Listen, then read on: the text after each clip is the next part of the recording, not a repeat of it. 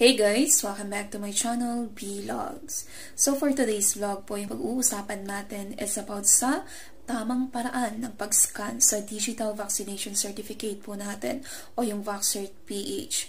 Kasi guys, marami pong nagko-comment sa comment section natin or nagtatanong kung bakit daw po nahihirapan silang ma-scan yung QR code po ng vaccination certificate po nila.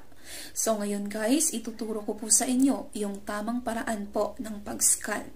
Pero bago po ang lahat, remind ko lang po na ang scanner po ng VaxCert PH o ng third-party application na may public key sa VaxCert solution ang pwede lang po makascan sa QR code po ng vaccination certificate po natin.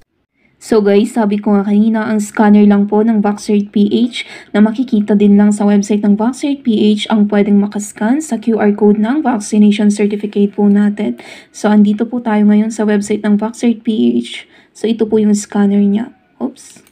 So anyway guys, prepare ko lang itong scan po natin. So pakalakihin ko lang siya ng konti. Ayan. So, okay na yan, guys. By the way, guys, bago ko scan, dapat po, ito yung tandaan nyo. Kung mag-scan po tayo, dapat parallel po yung scanner, itong scanner po, sa scan po natin. So, if ever nakaganito po yung scan natin, dapat diretso din pong nakaganito yung scanner. Okay? Kung nakapatayo naman po yung scan po natin, dapat yung scanner po natin ay nakaganito din po. So again, dapat parallel lang siya sa i-scan po natin. Yung scanner ay parallel lang po sa scan po natin. So anyway guys, start ko na ha. Start ko na yung pag-scan. So guys, make sure ha, kung mag-scan na po tayo na sakop niya po yung 70 to 80% ng scanner. Yung QR code po ay sakop niya yung 70 to 80% ng scanner. Tapos yung itong red po na to, itong red na to, ay nasa gitna po, at least nasa gitna ng scan po natin. So ganun. Oops, medyo, teka lang guys ha. So yun guys, kita nyo, nabasa niya po agad-agad. Kaya po medyo nagtataka ako kung bakit maraming nahihirapan. So guys, short recap lang po tayo sa tamang paraan po ng pag-scan sa QR code ng vaccination certificate po natin. Kasi mabilisan po yung pagsasalita ko kanina at baka may hindi po nakaintindi masyado. So anyway guys, yung number 1 po dyan, yung scanner lang po ng VaxCert PH ang pwede nating magamit sa pag-scan po sa QR code ng vaccination certificate po natin. Okay, baka kasi may gumagamit po dyan ng ibang scanners, kaya hindi po mabasa yung QR code po ng vaccination certificate po nila. So anyway guys, yan yung number 1, yung scanner po ng VaxCert PH ang pwede nating magamit. Okay, so number 2 guys, kung mag-scan po tayo, dapat parallel po yung scanner sa scan po natin.